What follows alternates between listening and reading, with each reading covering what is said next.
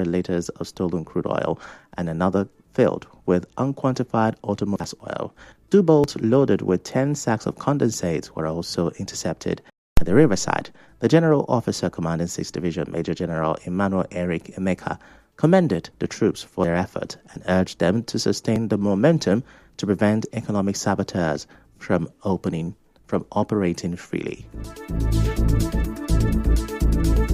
Moving on now, the chairman of the Commercial Drivers Welfare Association, Christopher Ezali, has urged the Rivers State government to ease the traffic situation at Iriebe flyover. In an interview with our correspondent, Ezali asked the sole administrator to order the unblocking of the closed lanes used during the construction of the now suspended Port Harcourt Ring Road project.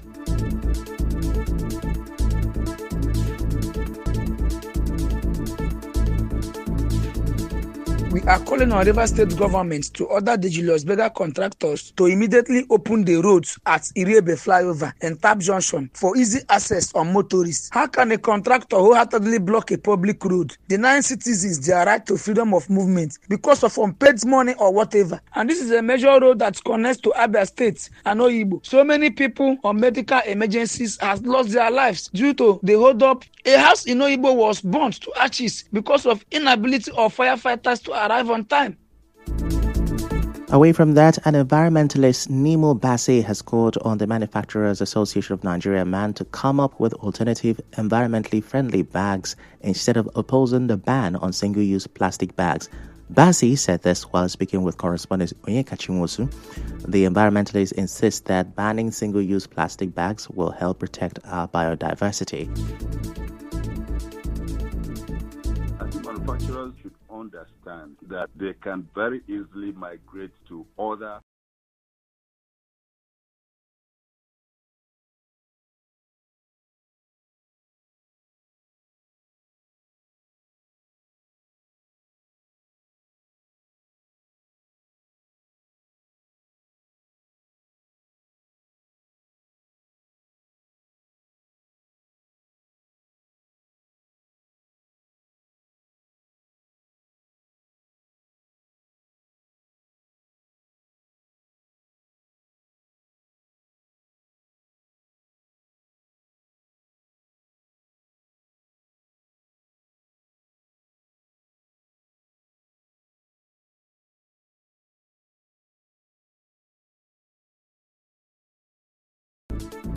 them bring the data of their research in Rivers State. Give me the data of the health implications in Port Harcourt citizens that from the hospital, showing us that either this epidemic is caused by plastic waste consumption. They don't have any data. They are just using international research. So we are saying we are campaigning for more investors to come to Rivers State. Luckily for us, the cheapest raw material that gives us an advantage over every other state in this country is our access to the raw material of plastic, which is from our gas.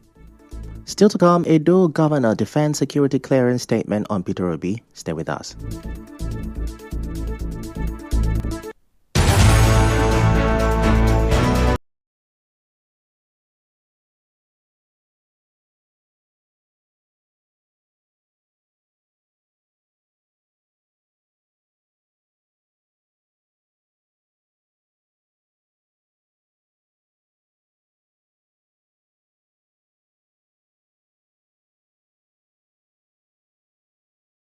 Governor Monday Okpebholo has defended his controversial statement that Peter Obi must obtain security clearance before visiting the state, a remark that drew criticism from Femi Falana, a senior advocate of Nigeria, the ADC, and the Obedient Movement. Critics viewed the comment as a threat to Obi's life and a danger to democratic norms, with Falana urging legal action and others accusing the governor of intimidation.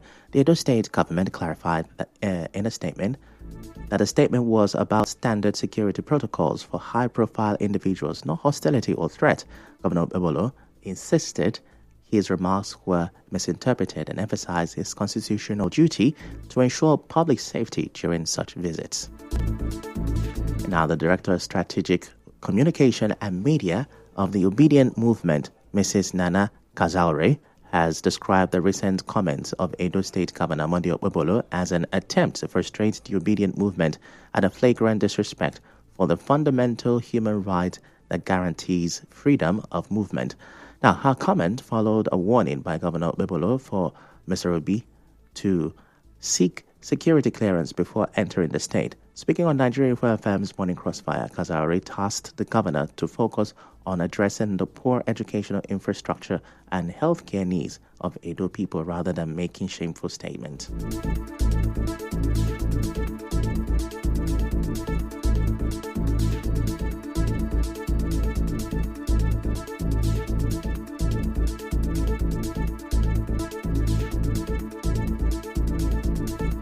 Section 41 of the Nigerian Constitution guarantees freedom of movement. It is wrong and very disrespectful of the Edo State governor to say that Peter Obi's safety can never be guaranteed, and I'm serious about it. You're not serious about the educational system in your government. You're not serious about the healthcare. There's a lot of work for the governor to do to show that he's in step and he's not tone deaf to the people of Edo State. Edo State people are known for calling themselves the headquarters of the obedient movement. We won Edo State in 23. Kazaure expressed concerns that the police and other law enforcement agencies have yet to condemn Obebolo's statement. Nigeria and Edo State is not a motor park adventure. Being the executive governor goes beyond the rhetoric of threats. You cannot use veiled threats to speak to people. You're wielding a very strong position.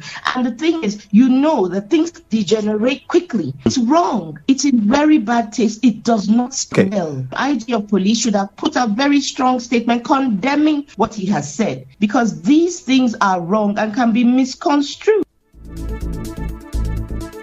Away from that, the Nigerian Medical Association (NMA) has threatened to begin a nationwide strike if the federal government does not meet its demands by July 23.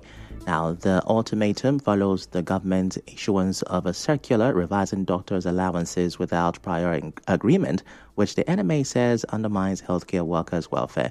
NMA President Professor Bala Audu said the demands are essential for the survival of Nigeria's health system and must be addressed urgently. He noted that although recent meetings were held with health ministry officials, no resolution was reached, and another meeting was delayed due to the death of former President Muhammadu Buhari. NMA says unless swift action is taken, it will proceed with industrial action. Now, some retired police officers staged a protest at the entrance gate of the National Assembly in Abuja this morning. The protesters are demanding their removal from the contributory pension scheme. They held placards and chanted solidarity song as they stood in the rain, insisting that their welfare and dignity had been neglected for too long. Speaking during the protest, a retired Chief Superintendent of Police, CSP Manir Lawal, called on the government to remove police retirees from the pension scheme, which he described as exploitative and unjust. In other news, the Nigerian Senate has again warned the suspended Kogi Central Senator Natasha Akpoti-Uduaghan to steer clear of the National Assembly premises, insisting there was no binding court order mandating her recall. This came after Senator Akpoti-Uduaghan insisted on resuming plenary duties on Tuesday, July 22nd, citing a recent Federal High Court judgment delivered by Justice Binta Nyako in Abuja. In a counter statement released on Sunday, the chairman of the Senate Committee on Media and Public Affairs, Senator Yemi Adaramodu, dismissed Senator Akpoti-Uduaghan's claim while clarifying that the court merely offered an advisory opinion and not a compulsory directive to the upper legislative chamber. Away from that, Nigerian-born British politician Kemi Badenoch has criticized Britain's immigration policies in a CNN interview, contrasting them with Nigeria's. Badenoch, who is the UK Conservative Party leader, argued that immigrants exploit the UK system in ways unacceptable in their home countries, including Nigeria. Citing her own experience, she claimed she couldn't pass Nigerian citizenship to her children because she's a woman. Badenoch went ahead to reject the idea of creating mini Nigerias in the UK and stressed tightening citizenship rules. Reacting to this, former Nigerian immigration chief Mohammed Babandede refuted Kemi Badenoch's claim that she cannot pass Nigerian citizenship to her children because she's a woman. In a statement on X, Babandede clarified that Section 25 of Nigeria's constitution allows anyone with a Nigerian parent or grandparent, male or female, to acquire citizenship by birth.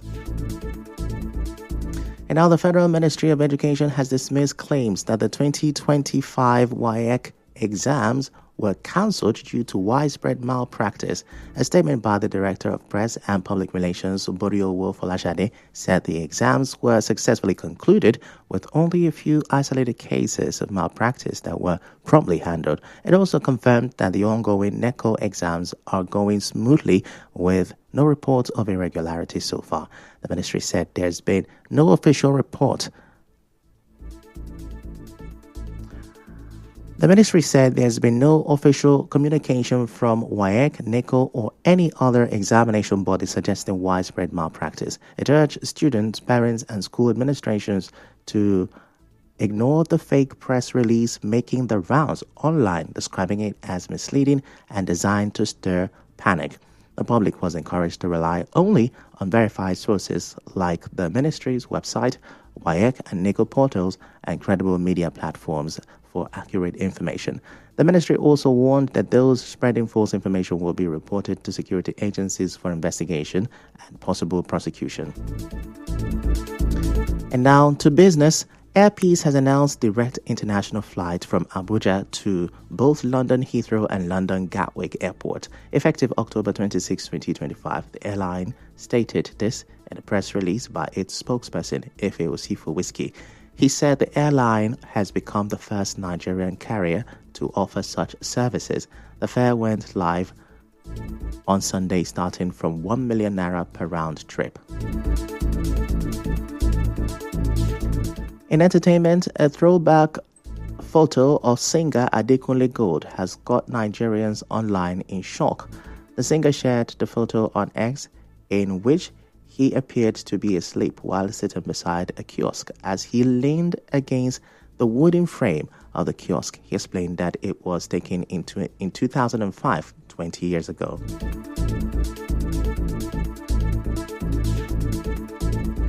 In sports, Turkish giants Galatasaray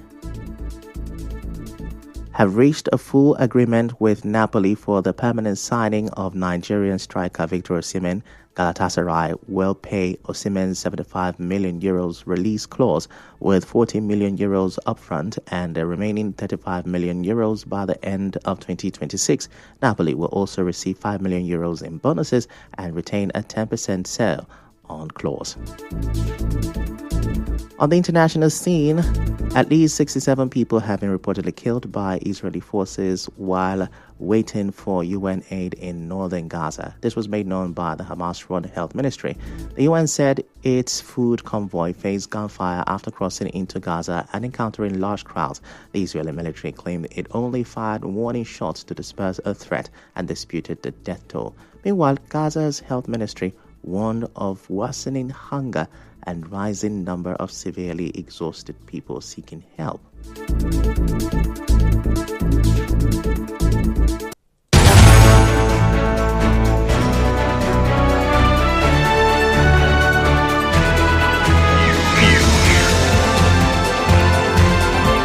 This is the news.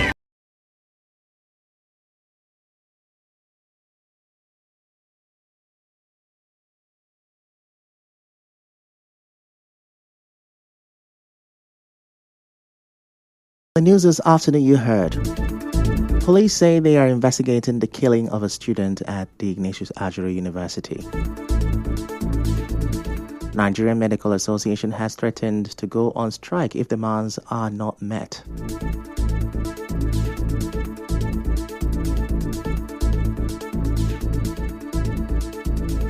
Edo State Governor Monday Okpebholo has defended his statement about security clearance on Peter Obi. The federal government has debunked the rumored cancellation of WAEC and NECO exams. On the foreign scene,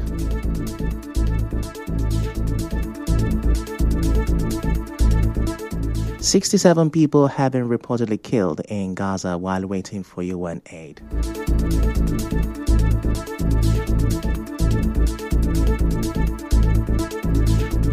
The news was edited by Constance Iruele Mega. To reach the news team, send an SMS or WhatsApp to 0808 721 7215. I'm Ifechukwu Mwanyele. Many thanks for listening.